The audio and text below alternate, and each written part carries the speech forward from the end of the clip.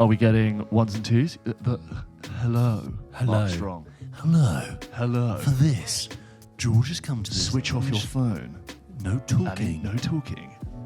Nice, isn't it? Bit of quiet. Mark Strong been up to recently? I haven't seen him. Wasn't he going to be doing a... Are we rolling? Yeah, we're rolling. Everything's rolling, you're definitely sure. Wasn't he going to do a Bond villain in Danny Boyle's Lost Bond film? Mark Strong. Yes, Danny Boyle. Oh my God, Danny Boyle was going to do Spectre, wasn't he? I thought it was. You're right. He was going to do No Time to Die. Yeah, well, that Bond 26. That Bond 26. Yeah, it's 25, isn't it? That's Bond 25. Maybe it was. Whatever. Yeah. Yeah. No, maybe. I mean, it doesn't surprise me. I mean, you would have been a good Bond villain. He's a good villain anyway. He's good in everything. I like it when he's not a villain because he did do lots of villains originally. I like it when he is, just turns up and he's a supporting character. Just like normal Mark Strong with the powerful voice. I like it when he's quite affable. I mean, or sometimes they play on it, like in Zero Dark 30, he's the head of he's like the top authority figure, but he's not the villain. Do you not remember that bit in Zero Dark 30 where he's like, if you're thinking there's a room above this, that's not it. This is it. I reckon people could easily go Mark Strong. He's does one kind of thing, but actually I think he's really versatile. And you could put him in anything. Do you know what he is? He's in Shazam, and he's so forgettable. Do you remember that? He's just like plonked in. Shazam came and completely left my brain. Yeah, no, it did not Shazam me. It was just like he's in Kick-Ass. Yes, love Kick-Ass. That's great. Yeah, that's great. Yeah, I'm trying to think of he's like in the Kingsman films as the sort of Q character, isn't he? Yes, Merlin. Merlin. I'm trying to think of what's the most out there Mark Strong performance I've seen. Grimsby. Oh yeah, which I've not seen. Have you seen that? It's fun. It's if you're in the mood for Sacha Baron Cohen, it's funny. I don't think I'd like it. It's if someone was like, I don't find this funny at all, I'd be like, fair, and I don't. I'm not going to be like, what? You don't find it funny? Because it's a mood thing. Out of the two of us, who do you think has the most mature? Who's the most immature? Oh, me. Oh, right. Okay. Yeah. So you'd appreciate like Grimsby more than I would. Why did you immediately default that I'm the more mature one? Because I just think I'm more immature. I don't think I have a sense of you being more mature. I'm 2 months older than you. Yeah, I did a lot of reading in those 2 months. Birthday this week. By the time this goes out, you will be 28. Thanks. Yeah. Well, yeah. Well. Actually, the day it comes out, you'll be 28. No, because my birthday's on a Thursday. Get it right. I mean, you can send me a present a day early if you want, guys. You know what? I do have a present for you, but it hasn't come yet. I was going to give it to you today. Oh, you but don't it have to. hasn't arrived yet. No, I got you one. Because now I have to get you a present in September. I'm sure you got to. Right, let me write that down. Get James a thing. Well, that's very kind of you. I will be. I will be 28. Don't get excited. When I was a kid, 28 was like the age I wanted to be. I liked the fact that it was like two even numbers, 2 and 8. Yes. You're in 20s, but you weren't established as an adult. Established. Yeah. But now I think what I thought 28 was when I was a kid is actually like 24, and 28 is a little bit too adult. I think I'm just turning 23. Yeah, I genuinely, because of how much I think I have together and what complex brain things I thought would be happening to me at 28 have not yet happened, and I don't think they ever will. I thought I would see the matrix of life, and it would just no. This is just it. I'm actually probably my sharpest. Oh no, and you could just gradually decline. Yeah, and slowly. Do you have an age that you think you wanted to be, like you feel like you could be? 10. It's all becoming very clear to me now. Yeah, I thought, wow, double digits. That's big. I'm invincible. I remember being 9, and I was like, I'm so sure that when I wake up on my 10th birthday, it will feel different. Right. I'll be like, whoa, and I'll look at my hands. No, it's the same. And I was just, wow, that's 10.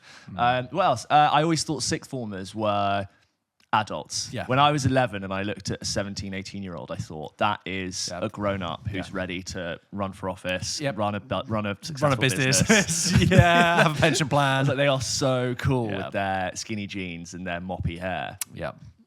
You get to that age and you're like, oh, these little kids are really different.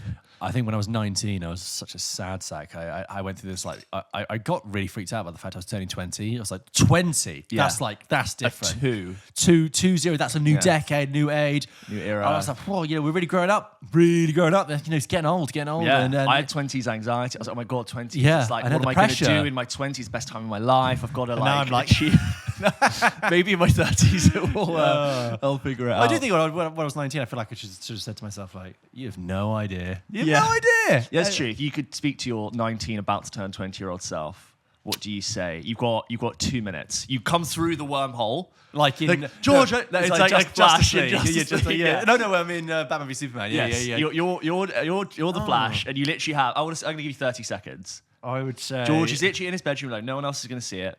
Do I give him like stock options, like you invest in Bitcoin or something? Yeah. So this is 2014. Yeah, and it's like the week before my birthday. You've got 30 seconds. Like literally, the wormhole will open. You'll be like, George, it's me. I don't 28. know. I feel like whatever age you are, you've got different bits of advice. I think my advice at my current age would be, George, just listen to me. Just do what you want to do. Okay? So vague. Little George would hate you for that. What you want, and they'll be like, no. But like, don't try and please other people. Stop trying to fulfill everyone else's image of yourself. That's the same that when they show videos of people in their 80s who give advice, young people, they always say that. They're like, do things. Don't worry about what other people think. Yeah. I mean, I had a friend who talked to me about that, and it was like, there was a clip of old people. One of them was like, don't have any regrets. Don't have any regrets. Don't do that. And I was like, okay, great. Live life with no regrets. And then in the same sentence, the guy was like, yeah, I wish I ran more. And it's like, well, which is it? Which is it? What can I ask? What specifically? Why you want to be like? Don't do anything for other people? It's not like I've had like a crisis. No, it's just more just like I think that many people, particularly if like when you get into like your later 20s and there's more, things are bearing fruit and things are more like gaining traction. You're one of your friends is definitely making loads of money. And and your time and your energy is under increasing demands in different directions, and you're constantly made to question what that is. And and equally there are friendships that demand your time and relationships, and some of them you're like, I don't, that friendship, that's not really important to me anymore or whatever. And you have to sometimes think, and you start to sort of go through the motion. If you're not careful, you go through the motions. You just start performing this idea of yourself to satisfy everyone's expectations of you, because you want everyone to be happy and you want to get on with everyone. So you want to do well at your job because you want to appear to be the best employee you can. And you want to be the best friend you can be. Prioritizing energy, I think you learn. But it's like you actually need to put your foot down sometimes and just say, all that will come. But first, patience. What do you actually want? Because it's all meaningless if you don't put your own time and energy in yourself before those other things. I mean, it's not about being selfish. It's just about a management of time. Otherwise, the whole thing will just fall apart. We're a motivational. God, I've become. It's just those videos you see on TikTok. It's like what I learned in my 20s was this. Yeah, and I just knew it. I knew it. I just thought, wake up. And then I started the $1 billion business and sold it. That hasn't happened yet for me. No, but it's coming. Someone our age has, which is annoying. I think I would say, stop watching so many films. Go outside. I'd be like, same. I'd be like, don't take things too seriously. Oh my God, enjoy having no responsibilities. Enjoy not needing to be anywhere. Right. Enjoy like being able to stay up and play games and just not needing to, because that like is slowly disappearing and I don't see it getting better. I just see that getting worse. I'd say like it's going to be okay, which is really that's vague. It's really vague because really that's the thing. I don't want to spoil things because I think like little James had things to learn, and I don't want to manipulate the space-time continuum too much by saying this is going to happen and this is going to happen. Because then I like you won't learn it. Yeah. I like my life and I like where I am and where I got to. So I almost would be like, hey, look, can you continue the course? Make sure you really do this and enjoy yourself. Would you be like, take out a £500,000 bet? That Britain will leave the European Union in 2016, or David Bowie's going to die in January 2016. Just something like that, is going to happen for a fact. Invent the time warping thing and let's go on your yacht. Yeah. And then,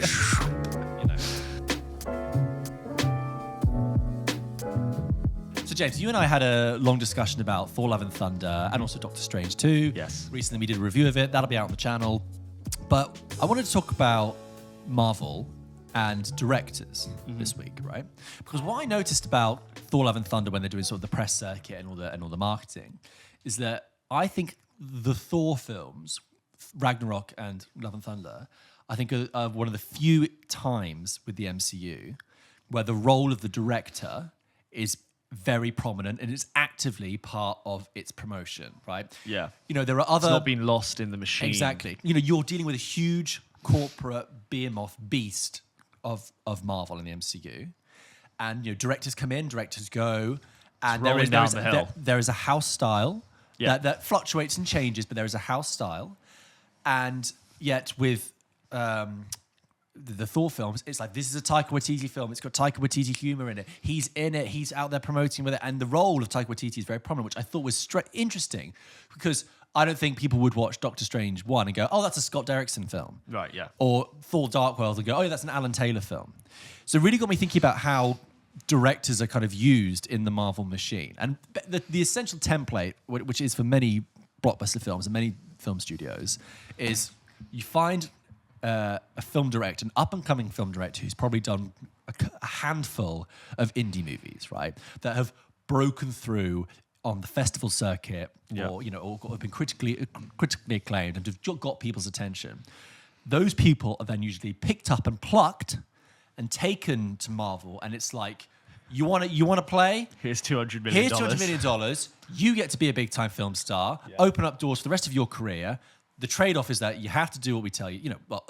To a degree, you have to obey the rules of working in a massive machine. Plot-wise, you got to get from A to B to C. Exactly, and there you go. And some people stay in the Marvel machine. Some people stick around. Or some people do one film and then are out. Some people are kicked off projects. I remember watching an interview with Lulu Wang, I think it is, who did The Farewell. And she was talking about she'd been approached by Marvel to maybe do something, and she said, I'm not ready yet. My voice isn't, honed. I'm actually uncertain because other directors would just eat it up, right? Yeah. With that in mind, there are 28 Marvel movies now, maybe 29. God, yeah, okay. And I think let's actually kind of go back and look at the directors for each of them, because, like I said, I think there's some rogue ones in there. I think if you named these Marvel films, a lot of people wouldn't be able to say who the directors were and also what they bring. Yeah, and bigger to your point, some of them don't feel like a director's film. Exactly, it is part of the machine. Part of the machine. Taika Waititi, and yet, a lot of these directors have had accomplished careers beforehand and then also go on to do stuff. So what I wanted to do is kind of just run through some of the filmography of the MCU and talk about what directors have brought to the table and what's happened and all that kind of stuff. I love it. Right? Let's do it. Okay, so 2008, let's go all the way back. Woo. Woo. Do you remember? What a time to be alive. Pre-Crash, this was actually technically when it came out. Where is it? Right. I think it was May 2008. Iron Man comes out, and it's directed by Jon Favreau, which is funny because for us now, we know Jon Favreau is such an established name. Sort of blockbuster stalwart who's done interesting projects, also an actor in his own right as well. He is, but now I feel like he's much more of a producer extraordinaire of the Marvel, Disney. He did The Lion King, which is obviously Disney. He's like Disney's one and also involved in Mandalorian and Boba Fett. Star Wars, yeah. But, his first feature film was Elf. Yes, oh yeah, of course. And he'd been a writer before that. He was an actor. He's in Swingers. You ever seen the Swingers with him and Vince Vaughn from the 90s? It was directed by. It was Doug Liman's first film. Yeah, I think Doug years Liman went on to do. Yeah, Doug Liman. Is that how he talks? No, it's a funny name. You Doug Liman. Doug Liman. The Doug Liman picture. Oh, you see that Liman picture? Great picture. And he's in that, and he made Elf, which obviously very far removed from a blockbuster film, but great. Also, R.I.P. James Caan. Yes, I know. Sadly, we mentioned before. Yeah. And then he did a film which I remember being advertised, which I've never seen, which is called Zathura, A Space Adventure. I know this film. I've not seen it. I don't think you could find a film that was more 2005 than that film. It was a film that was always on Sky Movies. Yeah. Like, you always got there, like Zathura on Sky Movies Adventure, and it's just... what the hell is that? What is that? Is it based on a Bucky film? And then, so just after those two, they've clearly been in the industry a while. A bit of a writer, a bit of an actor, a bit of a director. Well, I've seen it. I assume it's like big special effects, space, action. He's used to handling special effects. And then he does Iron Man in 2008. Huge success, kicks off the whole franchise, does very well, comes back for Iron Man 2. And then also is a recurring actor. And stars in, as Happy Hogan. And then also... So that's a massive break in his career. And then what does Jon Favreau do next? That's the interesting thing. So I Love You, Man. Wait, but no, he's in I Love You, Man as an actor. Do you play the piano? No. Decorator brother. That's my Jon Favreau impression. So I thought after having that big success, and that's where he come from, what does he go on to do next? So he does the unbelievably forgettable film. I actually forgot this film existed, called Cowboys and Aliens. Oh my God, with Daniel Craig. Yeah, and Harrison Ford in 2011. Yeah. My God, where did that film go? Well, do you know what the problem was with that film? It's a film called Cowboys and Aliens that played it completely straight. It was a very serious film. I didn't see it. I think if that film came out now, they would have so much more fun with it. Have What so year? many more gags. 2011. So Craig had done 2 Bonds, maybe. Yeah, he done Quantum two. Solace after that, yeah. So he was established. He's around, and they had no fun with it. But that is such a kid's like toy box. The title movie. suggests it would be funny and irreverent. Apparently, it was completely dead. Okay, so he made that. Then 3 years later, he makes Chef. We've talked about it a little bit before. Chef. So Chef makes which is it's nice, but I think an enjoyable watch, but nothing that... Even for... I watched it only recently. I only watched it I think, early this year, maybe last year. Even for a film that was made in 2014, and that feels very, very out of date. Yeah. There's something about the way that it's written and constructed. It's like male fantasy, male ego. I'm a brilliant genius. My dilemma is that Scarlett Johansson and Sofia Vergara want to sleep with me. It's very Woody Allen Seinfeld-esque. Yeah, A bit about nothing. Yeah, just kind of about a guy who wants to cook in a truck and like the male fantasy element of it. I'm just a guy doing comedy. I'm just a guy who cooks in a van. But he's then spun that off to be like a documentary series, I think. It's like the Chef Show. A chat show, yeah. Does he start? Is he hosting it? I think so. Okay. Anyway, then of course he comes back to like main blockbusters with Jungle Book. Right, which I enjoyed, actually. I thought this is not the Andy Serkis No, one. this is the first one. 2016 one. I enjoyed it, but I couldn't now tell you those 2 films apart, and I don't think I remember anything particular about the plot. Did you watch the Mowgli one then? Yes, I think I did, and then I stopped just because I got bored. And I was like, I did just see this film a few years ago. Sorry, was this Idris Elba's Shere Khan? Yeah, and Bill Murray is Baloo, and Christopher Walken. Notice there's a strange odor today. Yeah. And Christopher Walken doing the man cubs are forbidden. Yeah. What did he do? Oh, man cub, I want to be like you. Yeah. I actually enjoyed the kind of that one. I enjoyed the kind of photo reel. Yeah, the Favreau one with the bear. I thought it was fun and playful. I didn't go back and see Lion King. I wasn't really that interested. Lion King is the Lion King. So if you like the Lion King, you're going to get it again. Yeah. Whereas actually, at least the Jungle Book had less songs. It had whiffs of songs, but it didn't actually like follow the original. Also, the Jungle Book came out in 1967, and this came out in 2016. That's a good enough gap. Yes. But the Lion King Came out 1995, I think, 95, and then he bring it back in 2019. Come on. Anyway, and then that's the last film he did, and he also did one episode of The Mandalorian, and then he's moved, as you say, into more of a producer kind of... Lion King felt like someone scanned the cartoon and put like this incredibly AI smart real filter on it. Because it did just feel like you were watching it. You go through TikTok. Yeah. We put an AI filter over the Lion King, and this is what we got. This is what it would look like. And it's just like if you gave it $100 million to redo it. Nothing wrong with it, but... Anyway, so that's a little background about Jon Favreau. Now, this is one I bet nobody would be able to talk about.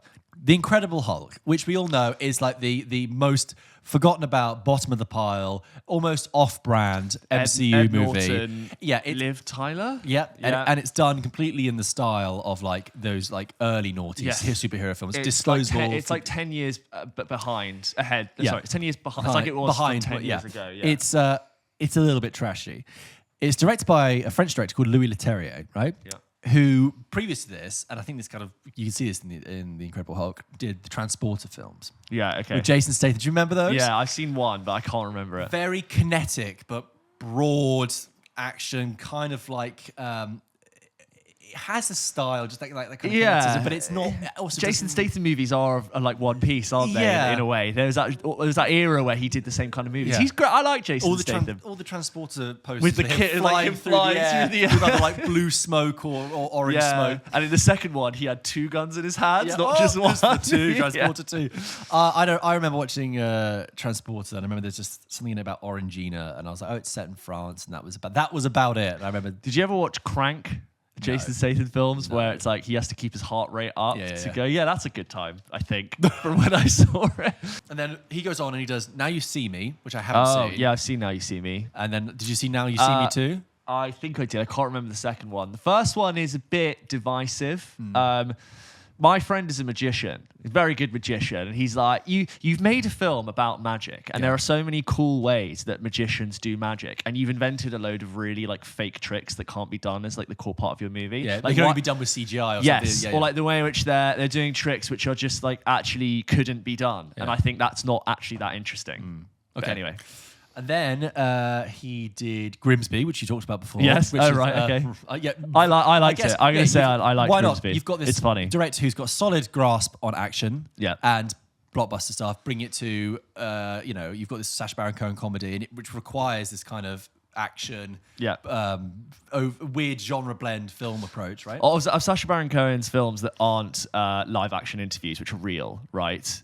Were his drama ones. I think it's the better of his dramas. Like The Dictator's no good. No. Ali G in the House it's fine, but it's no way near as good as Ali G. Full stop. So I think it's the better of his scripted dramas. Interesting. Dramas. Then you Scripted did a couple of films. episodes of Lupin, which is on Netflix, right? Didn't see it. Okay, so then you have Iron Man 2, Jon Favreau again. Then Thor. Less good Iron Man film. Iron Man 2. Yeah. A lot of people didn't like Iron Man 2. You like it? No, I'm saying it's a less good Iron Man Oh, I'm film. sorry. I Yeah. thought you said that was good. Then you get Thor with Kenneth Branagh. And I remember even at the time thinking, Kenneth Branagh? That's what I think. But then you think about, it's gods and kings and princes. It's all very Shakespearean if you're really going to stretch it to that. Which makes sense because most of his films were Henry V, Yeah. Hamlet, Much Ado About Nothing. You've never seen that one? I've seen Much Ado About Nothing. That's got Denzel Washington in it, Keanu No. Reeves, No. Michael Keaton, No. Emma Thompson. Very fun. I enjoyed that. Okay. And also Frankenstein. I don't know if you ever saw that.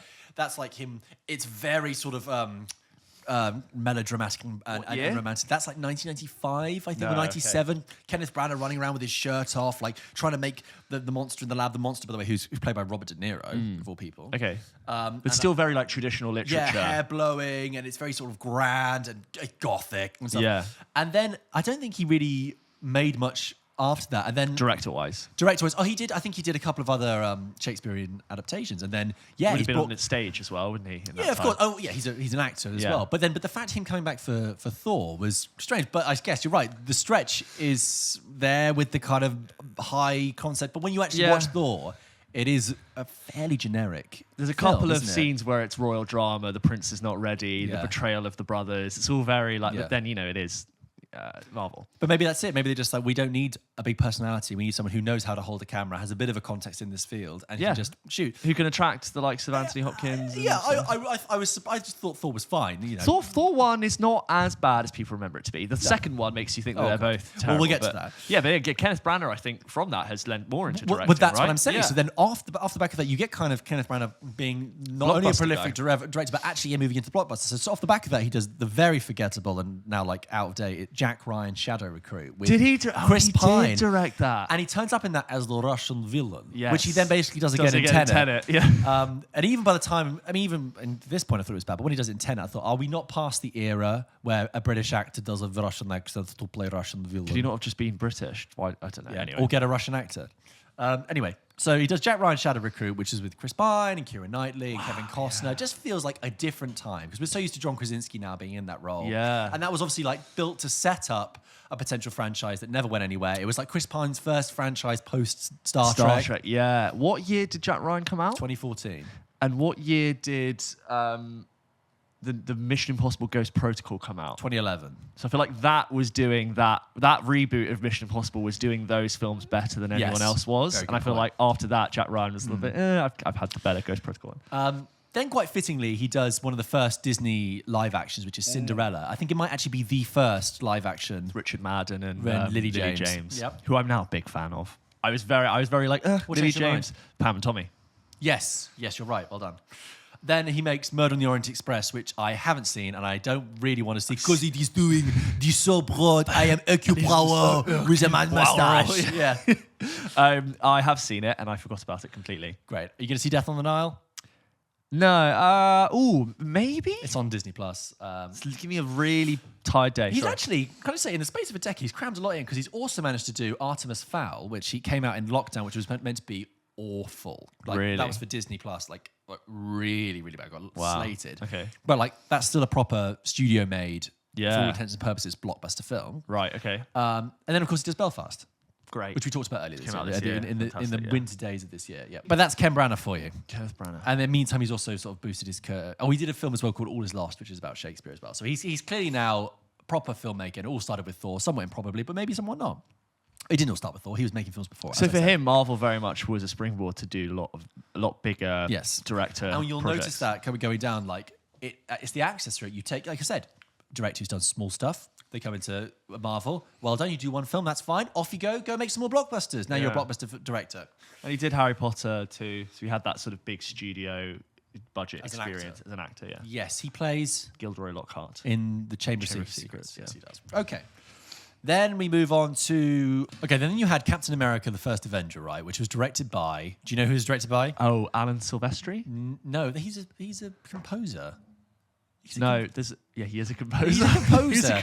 You're getting confused with Alan Taylor for Thor: The Dark World. It was Joe Johnston, right? Joe Johnston, okay. Right. And he quite a veteran director, not necessarily in the blockbuster field. He made Honey, I Shrunk the Kids, was his first film with Rick Moranis. Then he made a film called The Rocketeer, which is kind of like I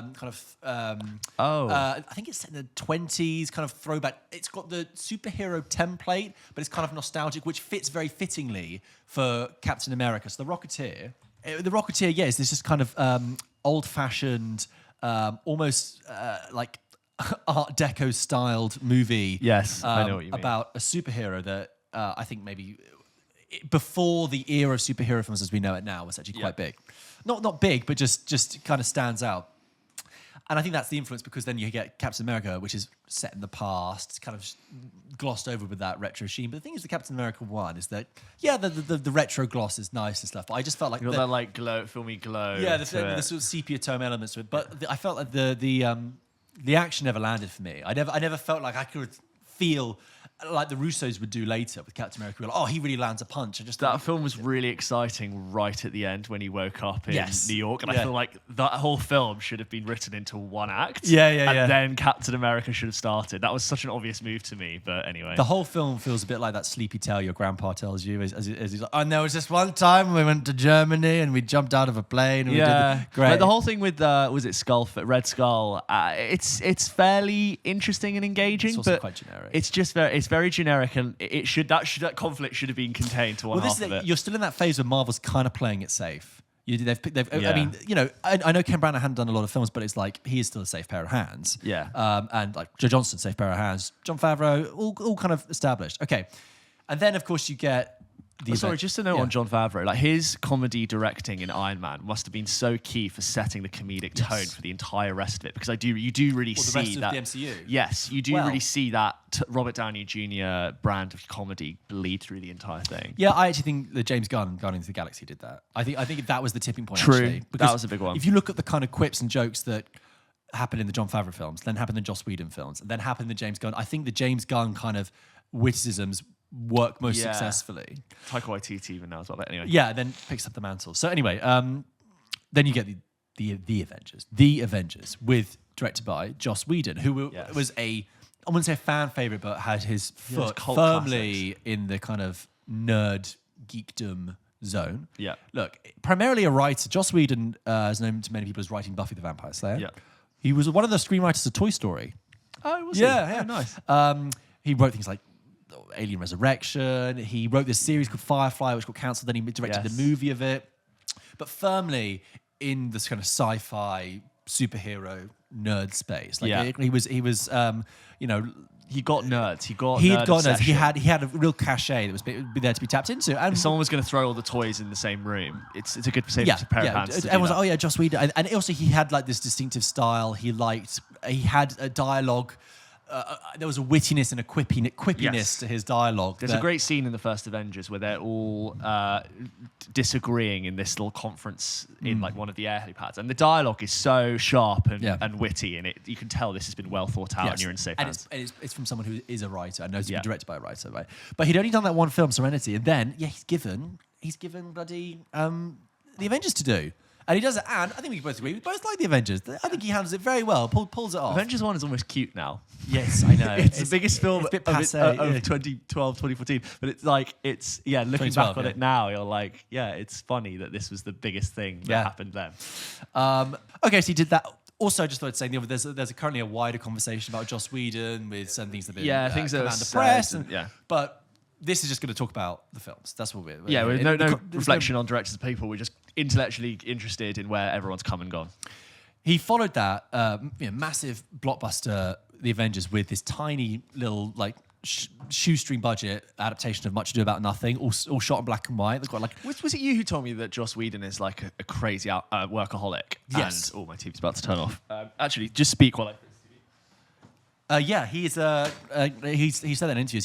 His idea of like going by the swimming pool and just relaxing for 2 weeks, like absolutely, like, and him taking time off is like not doing the Avengers; it's doing like a smaller film. Yes, he basically said this in an interview. He was like, "This is him doing this Much Ado About Nothing was his version of relaxing." Which is That's mental. what he did. He did the Avengers. He was just like, "Oh, I need to relax. So I'm just going to go off and do a very small adaptation of Much Ado About Nothing with my friends. Okay, it's all going to be set in one house. And it's going to be fine." That's what he did. Instead of like 600 people in a studio and like all the talent in the world. So he needed to exercise. So then he obviously comes back for Age of Ultron, which I think we can say is probably the weakest of all the Avengers films. And also now seems Age of Ultron, when you watch it now, is like, this is clearly just right before all of these characters got like rebranded and got updated and upgraded. Yeah. Thor is really straight-faced and boring. Captain America is just very righteous and moralistic. There's no sort of great depth. He got interesting in Civil War. Captain These all America, need these are just before these characters get interesting. And then he's only been doing TV. I mean, except he did finish Justice League. Remember for Zack Snyder, and then there was the whole thing like that's the Whedon cut, which was such an obvious. Let's hand over to someone who's done this exact type of film, but on the other side of and also, I think it was also that Whedon had fallen out with Marvel at that point. It was like, well, I'm going to do this for DC. Okay, Apple to Microsoft. Yeah, that 2017 Justice League is really bad. It's a mess. Yeah, it really is. The 2020. It's 2021. Snyder Cut. Any better? The 4-hour one, is that really any better? It's not possible to talk about it. It's not a film. Yes, I've mentioned it. It's a thing. Snyder Cut is a thing. Phase 1's over. Then you get into phase 2 and you get Shane Black. Yes. Shane Black, primarily known as a writer, right? I got it. He wrote basically all the Lethal Weapon, all the Weethal.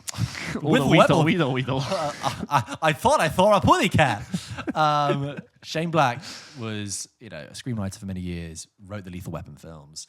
Had been an actor as well. He's in the original Predator. That's just one of the grunts. Right. Nice. But his films are kind of marked by is, again, a bit like the Joss Whedon thing. Distinctive dialogue, witty dialogue, a kind of sort of like meta engagement with genre. So he made this film called Kiss Kiss Bang Bang, which I think was his first film he's directed, which is Robert Downey Jr. pre-Iron Man and Val Kilmer it's set in Hollywood, and it's kind of like a spin on a noir detective story. It really feels like a film of its time. And you've seen it years ago, but I don't remember it well. You got this kind of spin on noir detective story and about actors and stuff, but it's also kind of a commentary on that, and it's also about something like it's a kind of a satire of Hollywood as well, with agents and actors and directors. Yes. And you have, I rewatched it not too long ago, and you have this really great chemistry between Robert Downey Jr. and Val Kilmer, and also Michelle Monaghan. Do you remember I told you that story about Michelle Monaghan? I did in New York. Yeah, that's right. And it's fun and it's witty. You kind of finish and go, I love that when it's clearly a passion and he's crafted this together. It's a really well-written piece.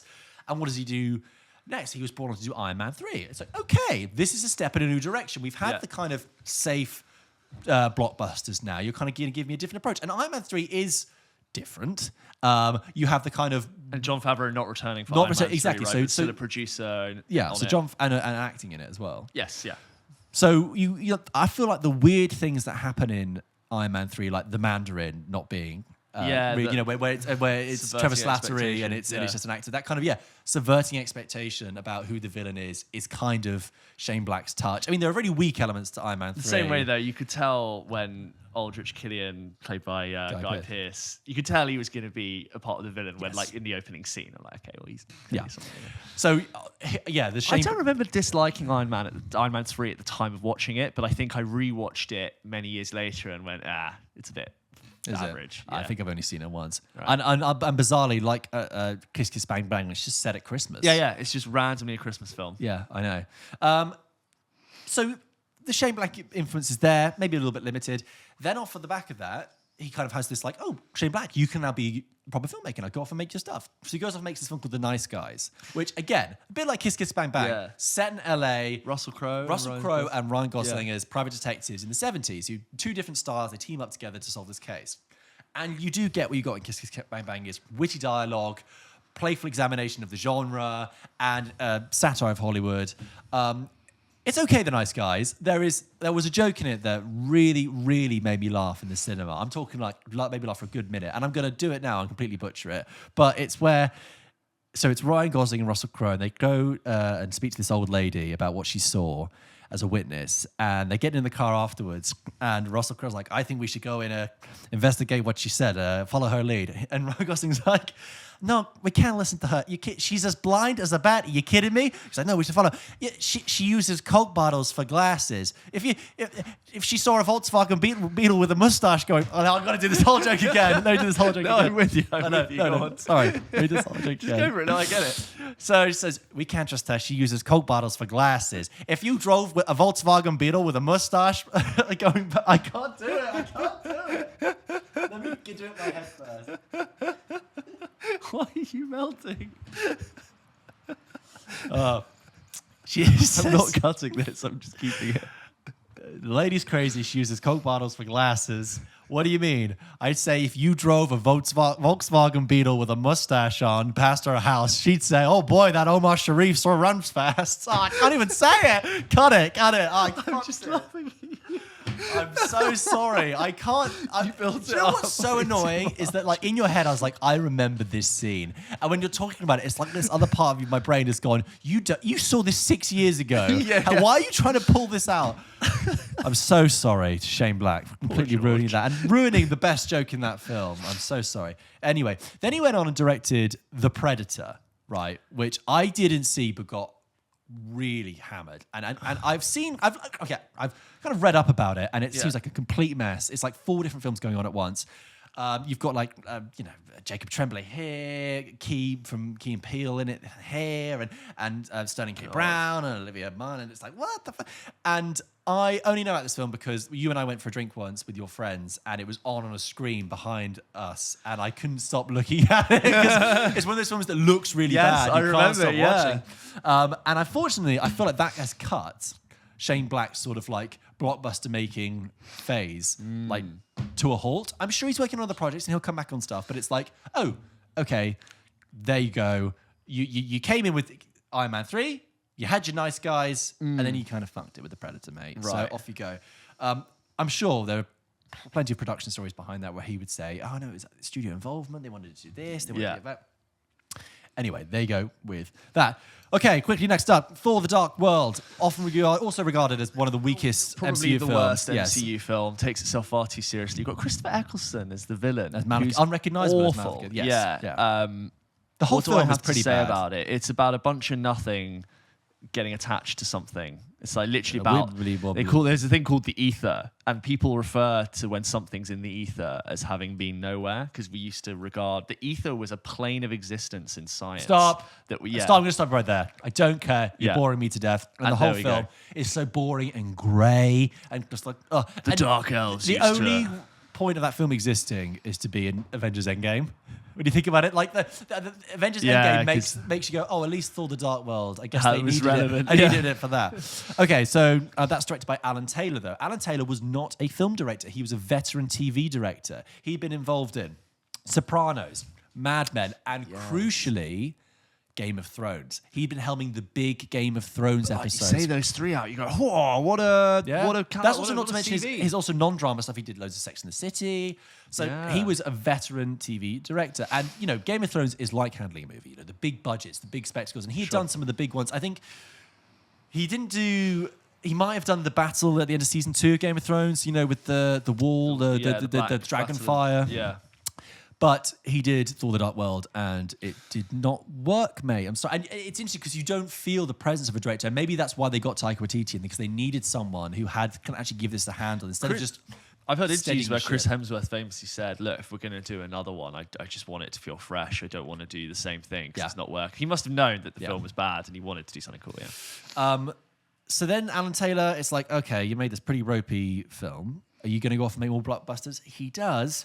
He makes Terminator Genesis. Oh, I know. Do you feel the sting? Didn't see it, but just... Me neither, yeah. But with Emilia Clarke. Isn't it funny, like that and The Predator, we just know, it's like, I think we should avoid that. We know the cultural conversation peak Emilia Clarke fame, like coming out of the Game of Thrones. Matt Smith's in that, pre-Crown. Post Doctor Really? Who, but pre-Crown, when he's in that kind of Pre-Crown, wilderness. Wow. Yeah, Jai Courtney. Just I've seen so many clips in that film. And I'm like, this is terrible. I'm never gonna watch it. What was the what they did another Terminator film They recently? did Dark Fate, which Dark completely cuts out like Terminator 3, Salvation, and Genesis. Just seen pretends it. those don't exist. Oh, okay, fine. And then most recently he made The Many Saints of Newark, which makes sense, which is the Sopranos prequel film. Yes. So it's like that's clearly adapted from TV. So Okay. it's like okay, but Is that good? Have you seen it? no, I haven't seen it. But I think it's just interesting. You have a veteran director dealing with big budgets and big storylines. Doesn't quite stick the landing when he moves over to film. Okay. Also, I'm not laying all the blame at the director's feet with all these because, No, like, you're there's just so making many a an commentary observation on where about they've gone. how they pass through the machine. It's Okay, an unavoidable step in a career to go from. It's a before and after for most directors. Okay, next up, Captain America: The Winter Soldier. This is very significant because it's the first time Anthony and Joe Russo directed a Marvel film. Who are the Russo brothers? Well, they had been involved in directing loads of TV and a lot of TV comedies for a long time. They had made one film. Maybe more than one film. The one film that stood out one of their first ones was Welcome to Collinwood. Now, I remember this film purely because when I was a kid, I used to drive by the cinema and they would just put a sign up with physical letters Yes. to say what was on the side. Yeah. And I remember the C of Collinwood had fallen off. So every time we drove past it, we were like, welcome to Ollinwood, okay? And then we eventually rented it from Blockbuster. I'm talking maybe about 8 years old here. We watched it, and it had George Clooney in one scene where he's in a wheelchair. It's got William H. Macy in it. It's got Sam Rockwell in it. Isaiah Washington, I think, as well. And it's just like, fine. It's like not quite so, it's kind of wanting to be Soderbergh-y, post Ocean's 11, a little bit trying to be a bit Coen Brothers-y as well. Doesn't really work. And then one thing that I was associate them with is TV comedy. So they do Arrested Development and also Community, which have you ever seen Community? Yeah, brief episodes. So but Community, sitcom, rich in film references, rich in kind of like nerddom and drawing that out. And it's like you have Dan Harmon's scripts and that. The Russos are very good at taking the sort of complex build of jokes throughout episodes and throughout stories and throughout scenes and making it watchable and readable, which makes, I guess, them the perfect fit for not only doing one film, but weaving the like greater Infinity Saga together. They landed the plane. Absolutely. Yeah. But with Winter Soldier, I think they completely reboots Captain America. It lands its punches. Completely. It lands its punches literally where every punch really had a thud. Yeah. And I think a lot of people, when you recommended the Winter Soldier to them, they were like, oh, really? Captain America? But when you saw it, you were like, that was great. Yeah. That is a film about a superhero who really, I feel like, has cool powers now. Yeah. And then, there's so many great scenes. There's the elevator scene, which I love that they sort of referenced it in Endgame. Yeah, great. Nice reboot for Captain America. Yeah. And then obviously now they are like the biggest like directing duo. Yeah. When they Hollywood. went to do Civil War, was it known by that point that they were going to do Avengers 3 and 4? Or was it once they finished Civil War, it was like you're the best people to handle I think this? by the time Civil War came out, it had been agreed, but clearly like as Civil War was wrapping up, I guess like Kevin Feige looked at it and was like, let's go for it. They must have already had, because that was Avengers 2.5, really. And they must have had all the characters in the room. You see these directors handling all these different threats. You must have gone, it makes sense for you guys to take this forward. And what they've done afterwards, they've done lots of projects with, they've only been able to do 2 films. They've been very preoccupied with Marvel, obviously. So they obviously do Captain America: Civil War, and then they do Avengers: Infinity War. That's probably a full-time and then they do undertaking. Avengers Endgame. That's pretty full. But they managed to crack out Cherry, which I didn't see, which is Tom Holland. Tom Holland came out on Apple TV, I think. seen it. It plays a junkie veteran. Yeah. And also The Grey Man, which is coming onto Netflix like this week, I think, with Ryan Gosling and Chris Evans. Yeah, Looks what's the... quite generic. I think it's a hitman, mistaken identity. Kind of, I've not been able to gauge what... Here's the thing with the Russo brothers. I don't know if they have like a distinguishing style. Yes, because it's been 90% of what they've done that we've seen is Marvel stuff. Yeah, exactly. So do they have a style outside of Marvel? That's what I'm going to be interested to see. Did they do a film with Chadwick Boseman? They produced 21 Bridges. That was it, I thought they directed, but they produced it. But yeah, all these sort of Marvel talent, they're just kind of fanning out. A bit like how in Chef, Jon Favreau was able to get like Robert Downey Jr. in it, Scarlett Johansson, all these Marvel talent. Okay, and then 2 more. Sorry, there was did you hear Taika Waititi talk about the embarrassing thing he said to Natalie Portman? No. So apparently he's behind the scenes shooting Thor: Love and Thunder, and you know how Taika Waititi's doing the next Marvel Star Wars films? Okay. Natalie Portman's like, oh, so what are you working on next? And he's like, I'm just going to do some of those Star Wars films. Yeah. And then he goes to her, would you like to be in a Star Wars film? Have you ever been in one? And she was like, I've been in a Star Wars film, and he had completely forgotten that she did 3. It was like really awkward after. He's like, oh, what would you ever want to be in a Star Wars film? Who'd you play? Okay. Another, I think, important film in the sort of history of Marvel, and in terms of the tentpoles, Guardians of the Galaxy. I think that's important. We mentioned earlier. Almost on par with like the actual first Avengers, because it's one of the first films to be like, okay, we know we can do solid superhero films. We know we can do this. We're going to take a leap and try and get an audience to see a film about a talking raccoon in a tree. And it was an IP that, unless you were really into your comics, no one had heard of. On the poster, there was no big star, really. Zoe Saldana, but she was green. And Chris Pratt wasn't really Chris known Pratt for that. was known for Parks and Rec at that point, pretty much. They hadn't really been teased. No, the characters hadn't turned up in previous films. And at the time, that space funk look and feel was not like the popular look and feel that it is today. It was kooky and strange. I remember looking at it thinking, okay, that poster thing. Okay, are they going to pull this off? It was almost generic space at the time. I was like, it almost feels like it's just a bunch of mushy nothing. There was that kind of fear, like, oh god, this could be where Marvel goes too far, and people are just going to think, what is this? And they're going to reject it. How does this thing? If it's not linking to Iron Man, I don't want to watch it. Of course, it didn't. It was a huge success, and I think personally one of my favorites of the whole series. Introduced that dialogue, directed by James Gunn. Of course, we know James Gunn now, but James Gunn was kind of known for doing these kind of like grungy, they're called Troma. Like Troma was the name of an entertainment studio, and they made films that were very kind of like splatter comedy, horror comedy, very real effects, violence, kind of sponginess, like squelchy. And I like the prison breakout sequence in that. You really see the DNA of the goo and the sponge. And he made a film called Slither, and he was also a writer for the Scooby-Doo film. I also feel like, in the James Gunn films, set like the way in which costumes were designed of like weird alien planets and the way that people dress, I feel like has breached into the rest of Marvel. And you notice that in Thor, Thor Ragnarok. I think he definitely had a set style for how the space is kind of captured. So Bradley Cooper was in it, but not on the poster. That's the thing. Yes, he's and Vin Diesel as well. Yeah, and Vin Diesel, yeah. Then he also made this film called Super, which is probably what got their attention. Super is this film that came in 2010 with Rainn Wilson from The Office and Elliot Page, and it was about. It's kind of it's like a comment on It came out sort of. Unfortunately, the similar time as Kick-Ass, and I think it kind of got lost in the noise. I don't know if it's actually that good, but Rainn Wilson basically plays a vigilante. He dresses up in this stupid latex outfit. He's like, "Hey, shut up, crime!" And it's got these explosions of like sudden violence. And I've seen a clip where he hits a guy in the head with a wrench, and it's like properly like. And I think probably that got the attention of Marvel. It's like, oh, so you clearly know how to deal with kind of like a superhero conversation and how to incorporate that. And we'd like your kind of practical, tactile appreciation of the law and gooiness and space stuff. Why don't you go and do Guardians of the Galaxy? To great success. And he does Guardians of the Galaxy. And he does Guardians of the Galaxy 2. And then he gets fired from Marvel for a long thing that we can't. It just takes too long to explain on here. Yeah, but he's now been rehired. I'm sure you heard about James Gunn. You've since rehired for historic tweets that he made, and now he's been rehired to do Guardians of the Galaxy 3, which is meant to be coming out next year. And in the meantime, he was like, the Suicide Squad. He was like, go to DC and make it. He did Joss Whedon. He was like, well, and he went and made the Suicide Squad, which was better, but still fine, just fine. Yeah, it had an idea, and it was okay. But that's all I have to say. That's all I have to say about it. That definitely had the kind of grungy, gooey, with like the face huggers and the big star. Yeah, it's like blood and the way people fell. It's like he has a way the of squelchiness. And the shark eating people, And, yes.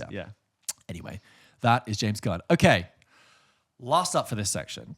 In 2015, you get Ant-Man. Now, of course, this is where you're thinking. Edgar Wright was going to direct Ant-Man. It's the biggest thing ever. Really bringing in someone with a distinctive style and distinctive flair. And he makes movies in one kind of way. Yeah. And as he famously said, I really wanted to make a Marvel movie, but I don't think they wanted to make an Edgar Wright movie. And, he got into production, there were screen tests, there were things done, and there are things in the final Ant-Man film that still bear Edgar Wright's, brand, but he was kicked off the project. And I think most people, when they talk about Ant-Man, they know that, but people don't talk about Peyton Reed, who came in as replacement. Peyton Reed has a very firm grasp on film comedy, right? Yeah. He'd done Yes Man, Jim Carrey. He had done quite forgotten film now, The Breakup with Jennifer Aniston and Jennifer Aniston, which I've heard people talk about is actually very good now. It's not bad. People have said, no, you need to go back and watch that. It's not an all-out comedy. Yes, it has like some very serious, like drama-esque things to do. But it was sold as like a rom-com. It's sold. I remember the poster really clearly. It was they're both folding their arms in bed, and there's like duct tape dividing up the wall.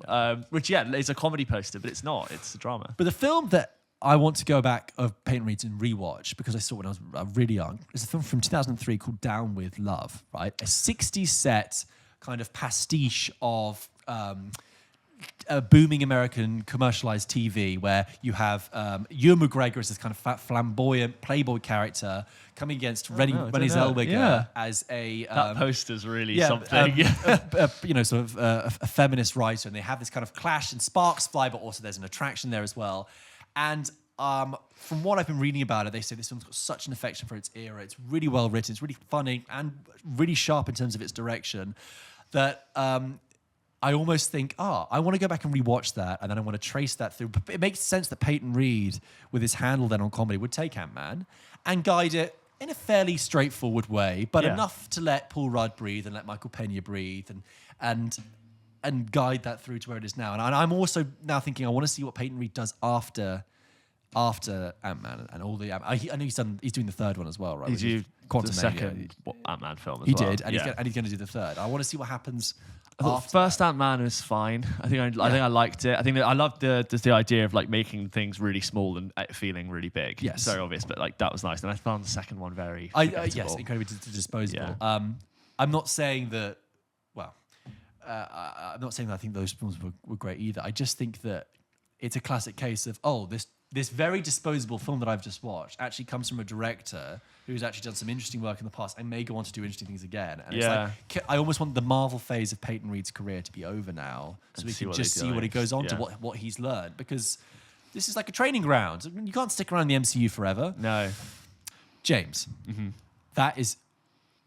maybe just halfway through the MCU and their directors. They've done a lot of films. They have done a lot of films. But you and I, we want to continue this conversation, but we're aware people have got places to go. People got places to be. Yeah. And we could be here a good few more hours talking about this. And, we've got a lot of like the first half of Marvel is fairly...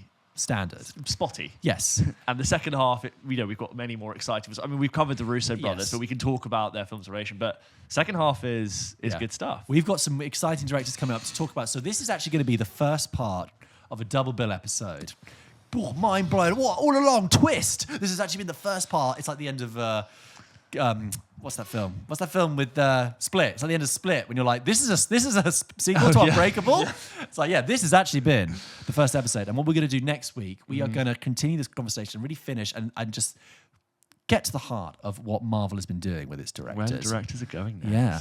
So stay tuned, and we hope you found this conversation interesting. And let us know what directors you've appreciated in the MCU. What directors you think would be good for that's projects? good. That would be cool. Who would you like to see get involved? Who's out there? Because I'm sure that they just get everyone now. Yes, Did you see that Taron Egerton is being asked to play Wolverine?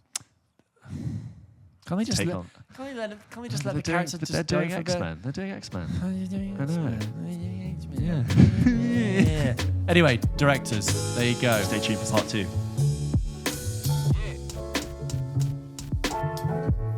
George, we got loads of emails this week. Fantastic. So good. Thank you so much for writing into the guys. show. We are always together, just like really, humbled when people write into the show. Yeah. It's like, this is really nice that someone thought they could write into the show. Genuinely, we really, it means a lot to us. And you are interested enough to want to talk to us. Always great questions. And if you want to write into the show and have your email read out, you can do by emailing hello at with the PULP KITCHEN. caveat that, of course, we do always have a bit of a time constraint and we might not always get to your... We can't promise that we're going to read out your email. We do our best. We do definitely read them. Sometimes you email us like the afternoon after we record and you're going to have to wait a while. Yeah. But hello at pulpkitchenpodcast.com, just like Greg did. Greg says, hey guys, thank you for making Pulp Kitchen every week. Just discovered you guys a few weeks ago and I look forward to every time you post a new video. Yay. So he's separated. He's given you a question, he's given me a question. Oh. Interesting. He doesn't want to hear what I have to say on this. He wants me to answer something on something else. I like it. My first question is for George. After your very thorough and insightful breakdown on TV in the 2010s, thank you. What, if you don't know, George did a really good breakdown. If you say so yourself, yes. It was great. You went through sort of a decade in TV from like it was the 2010s. about the golden age of TV, really. We just talked about all the different shows that were temples for that, so please go and check that out if you haven't. After your very thorough and insightful breakdown on TV in the 2010s, what would you say are your deciding factors for starting a new show? I feel like there have never been more TV shows and services screaming for your attention. Is there anything you look for in particular, or anything that you know to avoid when deciding what to watch? I feel like I'm very reliant on recommendations from friends. Starting a new show is a big time commitment, especially if it can't deliver a good ending or doesn't know where it's going. Interested to hear your thoughts. Okay, so on the TV, I think that is a hard one because there's so much out there, I almost feel like I've pulled my drawbridge up and I had to be like, right, only a very, very minimal amount can come in and out because there's just too much out there otherwise. The friend recommendations one is big, isn't it? Yeah. So, well, do you know what? One of my least favorite things is when you're at work and people start talking about what TV they're watching. Yeah. Because I'm not saying that these people don't know what they're saying. I'm not saying that the show isn't good that they're talking about, or that that they're wrong in thinking that show is good. It's that there is so much TV out there now. It's just so transactional of, have you been watching this? No. What platform is it on? Oh, this. And is it any good? Yeah. How many episodes? It's good, but the first season is like not so good. And it's just too complicated now. I think off the top of my head... Just fix it on mic. Continue. Sorry. Popping off. I think off the top of my head, one thing that really always interests me is when you have an actor, a named bit of talent, in a role or using TV to explore a part of their kind of range that they haven't typically done. So, for example, there's a TV series coming on at the moment on Channel 4 with Simon Pegg playing a character at GCHQ. It's a series, it's a drama, right? And that actually intrigued me because I was like, okay, we all know Simon Pegg. Actor you trust has got actor I know he's been in good stuff, but also is a comic actor for all intents and purposes. Seeing him something, I was like, that actually kind of works. GCHQ is not a glamorous. It looks very real, this show, and he's not a glamorous kind of movie star. He's a very British-looking actor. Yeah. So I found myself thinking, oh, that's quite intriguing. I'm almost just intrigued just to see how Simon Pegg fares in a different zone, because if he comedy to drama transition, exactly, because if he succeeds, then we might actually be watching the beginnings of a whole new phase of his career. That interests me. I think I'm always a bit wary about shows that are really trying to launch you on a big concept because they can backfire. I mean, that's why I mean Severance you've recommended to me, and I will watch. And also, I've seen interviews with celebrities where all of them are saying, "Oh, I was watching Severance actually. Yeah, it was really, really good." So I will check that out. But I think, I don't know, some things that sometimes take the leap, I'm a bit. But that thing about watching an actor break into new territory is kind of what began what I was saying before. Like, that's why True Detective was really interesting, because you're like, oh, McConaughey and Woody Harrelson doing something else. Yes. I would say that off the top of my head. Yeah, I feel like certain studios for me dictate a barometer of quality. Like if an HBO is doing something, I'll be like, oh, well, their steel of quality is the highest, I think, currently at the moment, if I'm counting. But it's a tricky one. Sorry, the Wild Hogs are back in town. My question for James is about HBO's upcoming adaptation of The Last of Us. I watched back your review of the Uncharted film where you said... Adaptation. I just said technically I studied adaptation at uni, so technically it's adaptation. Adaptation of The Last of Us. I watched back your review of the Uncharted film where you said you were a Last of Us fan. What are your thoughts on the upcoming TV show? The game is one of my favorite pieces of narrative media. I'm personally very skeptical of video game content being moved into the TV or film realm. Yep. Historically, it's always been a bad step, e.g. Assassin's Creed, Prince of Persia, Max Payne, to name a few. Yeah, there are way more bad ones than that. But I did agree with your Uncharted review that it's not great, but it's not nearly as bad as it could have been. Either way, curious to hear what you think. Greg, I am also a huge fan of The Last of Us. As I said, it is one of the most... I think about a piece of narrative media, game or film, that's properly stuck with me. Last of Us is one of them. There are a few things about this show that make me think, okay, I'm not going to just write it off. And one is the HBO seal of approval, and it's got, I can't remember his name, but it's the guy who's directing it. It's the guy who did Chernobyl, which was also brilliant. Oh, it was fantastic. Yes, which was fantastic. It wasn't Andrew Dominic, was it? No? Is it? Oh, no, I don't remember. Sorry, I don't have the name for me. Yeah, George, go look it up. So the fact that guy is attached, who was fantastic putting that together, and I see tonally the crossover between the Chernobyl and Last of Us effect. Another reason why I am really into this. Who was it? It's Craig Mazin. Craig Mazin. And it's actually because he actually used to write like comedies. He wrote like Identity Thief, and I used to listen to his podcast he did with John August. It was a screenwriting podcast. Yes. And then he went and did this sort of massive gear change in terms of tone and genre of him, and did Chernobyl. Which was fantastic. And now he's doing The Last of Us. So yeah, I agree. Great. Yeah. So like that talent being involved is fantastic. HBO being involved. And then the other one is that the guy who wrote and co-directed the Last of Us game is a guy called Neil Druckmann, who's like a genius. He's one of the best writers. He has been absolutely involved in the entire formulating of this series, and he's even directed a couple of the episodes. Okay. I've like watched a documentary on The Last of Us and hear him talk. So I like, for me, those and Pedro Pascal, great, and Bella Thorne as Ellie, I think is great casting. I think so far a lot of ducks are lining up to make this really special. I'm going to try not be too protective of it when I watch it. This is what I said originally about Last of Us, is that the Last of Us game it wasn't like, oh, if only it was more cinematic, it would be better. The video game was able to produce so much of what it needed to tell its story effectively. So, look, it's going to bring it to a whole new audience, which I think is great. I'm hopeful and cautiously optimistic, but as Greg is, I'm burned by literally everything else that has been before it, which tried to take something from the video game realm and put it into TV and film. Yeah. Uncharted wasn't awful, but it wasn't amazing. The fact that it's been in production for such a long time, though, The Last of Us show is a bit worrying.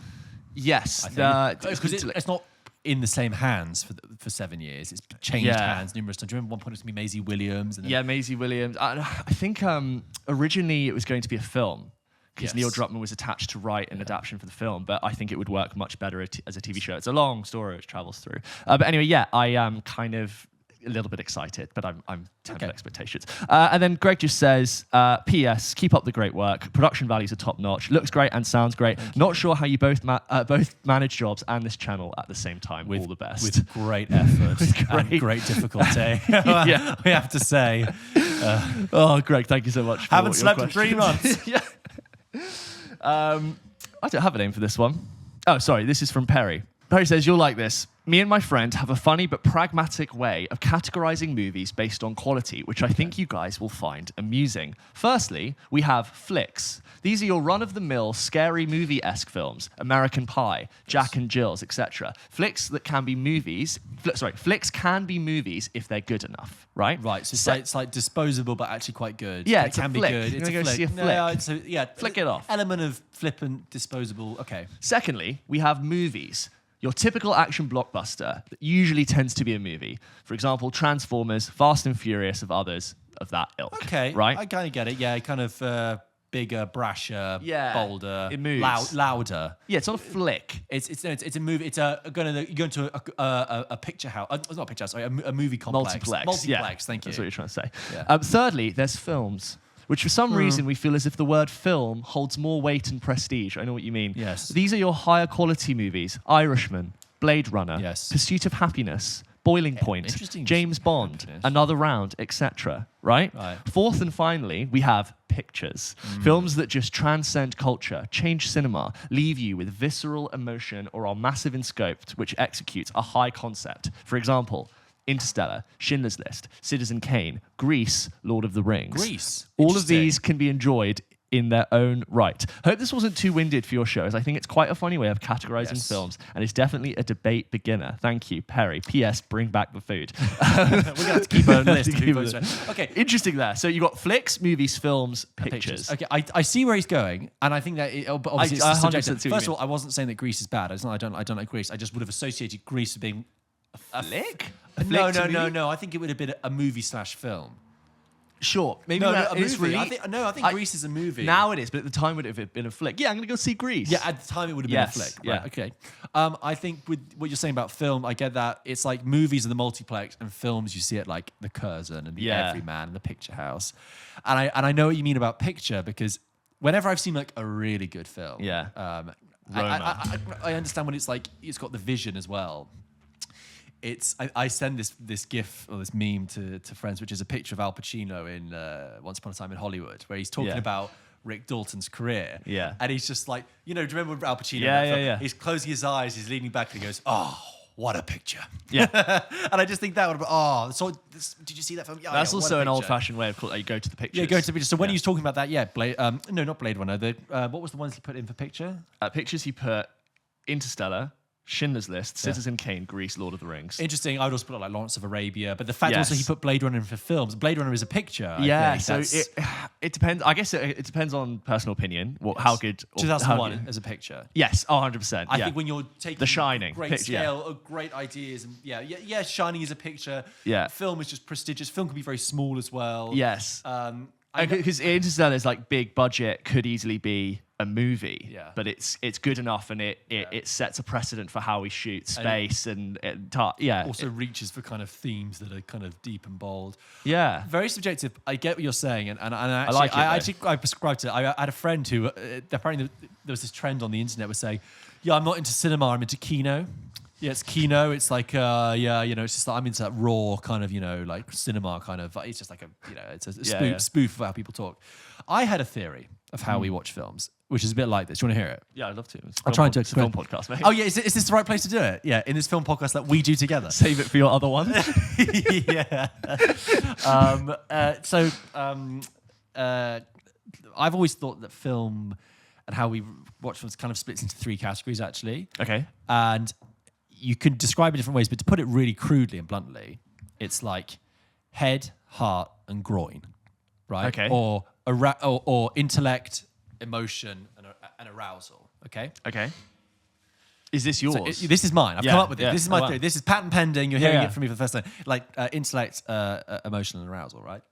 And what I mean by that is films are always trying to do kind of one of those things, right? And different films, those are equal. There's no one is more valuable than the other, right? So you can see a film that it's like, let's say Transformers or Fast and Furious. Mm-hmm. That is like primarily arousal film, in that it's trying to wow you and speak to kind of your like base human elements about explosions and energy and action and excitement. It's trying to arouse you in that kind of sense. Right? Yes. And the same way it's trying to titillate you with, scantily clad women or men taking their top off. It's that kind of thing. It's trying to hit you right there. Fast car girl doing the... Exactly. That's fine. That's what those ones are doing. Then you get your films that are more about emotion. Call Me By Your Name. Yeah, these are films that are about, or Call Me By Your Name, but also films that are like just straightforward dramas. Like, I felt really emotionally engaged in that drama. That made me feel something. I feel that person's pain. There's the empathy element to it.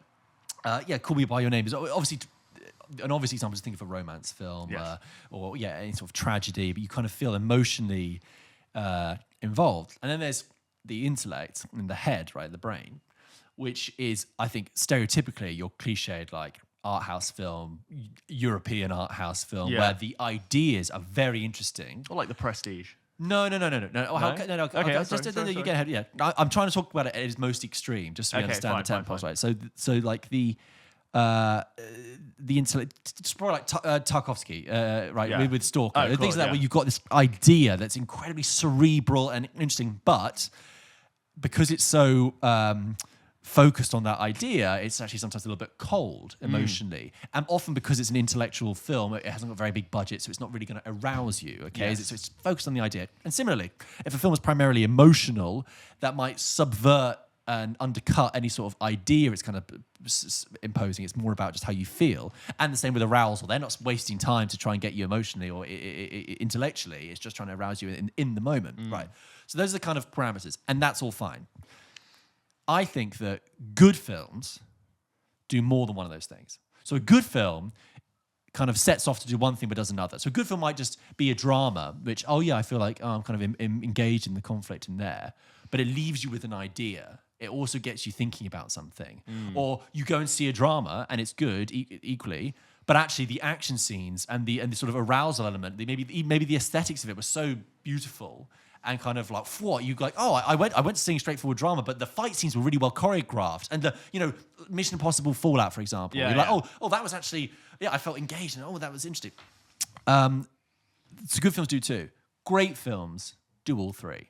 Great films give you, filmmaking craftsmanship for the arousal element, incredibly engaging performances and script writing for the emotional heart, and then give you ideas to really think about and cut through to you, and that stay with you. It hits you on multiple levels. In terms of intellectually. Yes. Very roughly described then. No, I've just been totally rattling around in my brain for a bit, but sometimes I think, okay, well, how did this film work for me? And where was it working for me? And sometimes it's like a triangle you can point to. And you can get films that are you can get films that are intellectually interesting, and take a film like, maybe you can even accuse this of Christopher Nolan's films, intellectually very interesting. Yes. And arousal, you've got a huge spectacle, you've got everything like that. Sometimes emotionally cold. Tenet, perfect cold. example, yeah. right? Intellectually flawed, I would give, is actually my issue with Tenet, because I just too complicated. But whatever.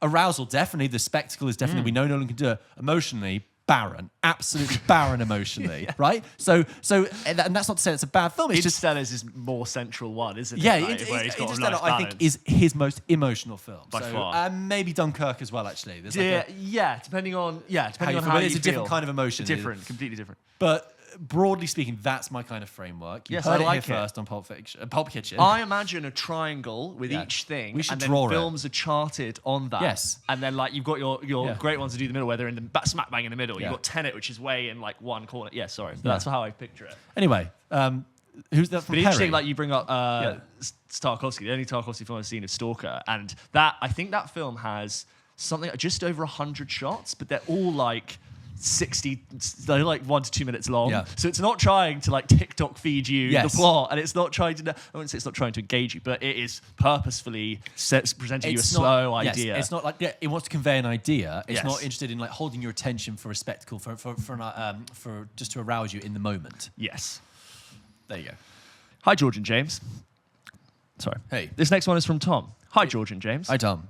Just watched your Top Gun Maverick episode and wanted to add to the conversation about 4DX. If you didn't know, we did a review of Top Gun Maverick, and George actually went to the premiere, did a whole thing with 4DX, talked all about it.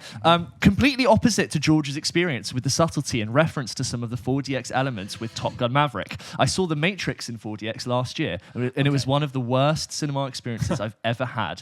Every gunshot was followed by compressed air sounds and rumbles, which completely took me out of the film, and were nothing but distracting. Adding to this, the chair was banking left and right with the bullet time, and other iconic scenes made for a highly distracting experience. Do you think 4DX could be a worthwhile addition to the cinema-going experience if perfected, or is it just a failed gimmick to get more people in seats? All the best, Tom. Well, first of all, I just want to say that my experience with 4DX and what I said about 4DX was very, very specifically related to Top Gun Maverick. Yeah. I said... And it feels like it's the only film recently that makes sense for it. My thing was that I'm still on the fence about it, but I was surprised at how much I kind of got on with it for that film. I think what you've described with The Matrix sounds awful. I know what they mean with the bullets and the air. And the fact is, I don't think now I've been to 4DX. Someone said, "Oh, do you want to go see it again?" I'd say no. I want to go. If I'm going to see anything, I'll see it in the IMAX, right? Yeah. When someone describes it, it doesn't sound like something I want. I think it is cynical, unfortunately. I don't think it is going to... I just don't think it's going to catch on. I don't think it's what audiences really want. When I casually talk to people about it, no one's ever gone, that is such a good idea. I've always wanted that. Yeah. People are always just going, huh? How does that... And what... no. It's almost gone the other way in that, film watching has become increasingly relaxed. Yes. People that want to be people behave at the cinema like they do at their homes, right? And people are also watching films at their homes and they want sofas and it's burgers. like cinemas have gone, right, let's do the opposite. Let's give them what they can't get at home. But I actually think that puts people off because they think, I like watching films in a very relaxed way. Yeah. I don't want to be disturbed by someone shaking my seat, blowing air in my face, and the snow machine blowing. That was the funny one. I don't... 10 years ago, everyone was talking about 3D. Are we going to be talking about 4DX in the same amount of time? I don't know. I think James Cameron's going to bring 3D back with Avatar. That's what he did with the first Avatar. Yeah, he brought and it then back. It was around for 5 years, but no one wanted it because it's a higher price point. As Kermode famously was just light loss and all of it. 30% light loss. Yeah. Lovely. This next one was just a comment on your Elvis review. Okay. They said, for me, it was a stunning movie, a roller coaster of an experience. The sets and the costumes were amazing, the music electrifying, and Butler embodied Elvis. As a biopic, it might not have been totally accurate, but then none of them are. This was the most interesting and exciting by far. Baz Luhrmann's masterpiece, epic movie. Just thought I'd read that out because that was a real glowing review, and you had a lot of good things to say about it. I think actually, if you're willing to let Elvis the film If you give it a chance, I think you'll actually enjoy yourself. I think there's a lot there to enjoy. I think some people have been quite mean about it because you've got to be open-minded. Nice. I think again it was in Sight and Sound where it was just like, after 2 years of no cinemas and being caught up, who doesn't want like a delirious musical party about a really famous musical icon? Let's go for it. Lovely. Mark writes in reference to our episode last week where we did about great movie openings. Yeah, go on. Sorry, I interrupted. Do that again. That's all right. Mark writes in and makes a comment about the episode we did last week, which was great movie openings. He said, "How did you not mention the opening of Reservoir Dogs when discussing Quentin Tarantino?" I guess I just forgot. I mean, we mentioned so many. every single other one of his films. I think, obviously, that is a great opening. Thank you, Mark. Sophie writes in. As well, talking about openings, and she said a great movie opening for me that I forgot about until the other day, The Dark Knight. You're so immersed. We did mention it. Yeah, you're so immersed in the events of the bank robbery, and then of course the intro to Heath Ledger's Joker for the first time. Right. A lot of things about that opening ticks boxes for me. Yeah, it's fantastic and large scale storytelling. Jude says, "Love you guys. TikTok was my gateway. Refreshing to hear from movie buffs again. I felt like it was a major part of our culture that was slowly vanished from the world. Movies are magic." And I'll just end with that from Jude, which was really sweet. Thank you, Jude. Thank you to everyone who wrote in to the podcast this week. If you want to write in, you can do by emailing hello@pulpkitchenpodcast.com.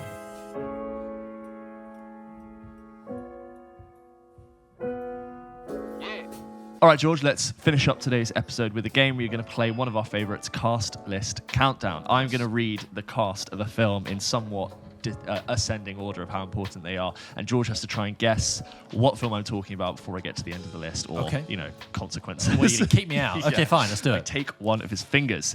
First film, you ready? You have to guess the film based on its cast. Let's do it. Zoe Bell. It's a Tarantino film. It's Nikolai Costo-Waldau. Interesting.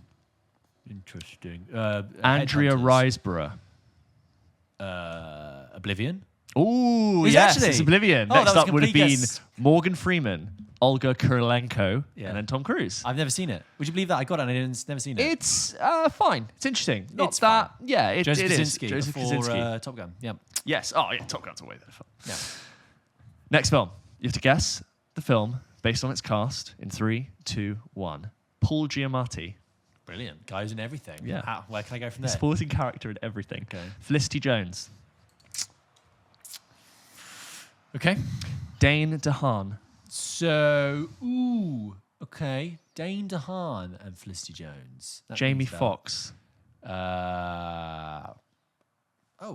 Is this... Emma Stone. Yeah, this is Amazing Spider-Man 2. Yes, and then you would have had Andrew Garfield.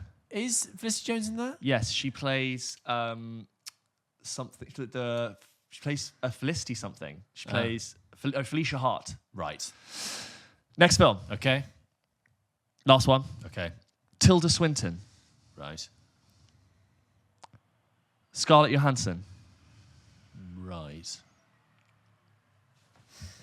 Channing Tatum. Ray Fiennes. Jonah Hill. Jonah Hill. Because I was going to say, it's not Ghost in the Shell, is it? George Clooney. It's not... wait. Josh Brolin. Whoa. Alden Ehrenreich. It's Hail Caesar. Yes. God, when you said Tilda and Scarlett Johansson, I was like, is that Ghost in the Shell? Were they in that together? Or Was Tilda in that? I have no idea. I haven't asked her. Didn't watch Ghost in the Shell. Me neither. Who has? There you go. That was another round of Cast List Countdown. Okay. George, you did very well there. I think I threw that film in there because it's got very big mixed casts and it's weird. Good. You have seen Hail Caesar, haven't you? Yeah. I have. I didn't like it. There you go. That was another episode of Pulp Kitchen. Thank you so much for listening. Don't forget that we post new episodes of this show every single Wednesday, and our reviews tend to come out on a Friday sometimes when we have seen a film. But yeah, don't forget you can write into the show and ask us a question that we'll answer. It'll be hello@pulpkitchenpodcast.com. And yeah, check us out on TikTok and Instagram. I mean, James has pretty much covered what we need to say there. He's very good, but just TikTok and Instagram. Give us a like, give us a thumbs up, follow give us a 5 us on stars. Instagram, Get in TikTok. touch. Please leave us a like on Spotify. Drop us a like on YouTube. Please subscribe. It really does make a difference. It helps people grow the show and find it. Really appreciate that. See us next week for part 2 of Marvel Movie Directors. Yeah.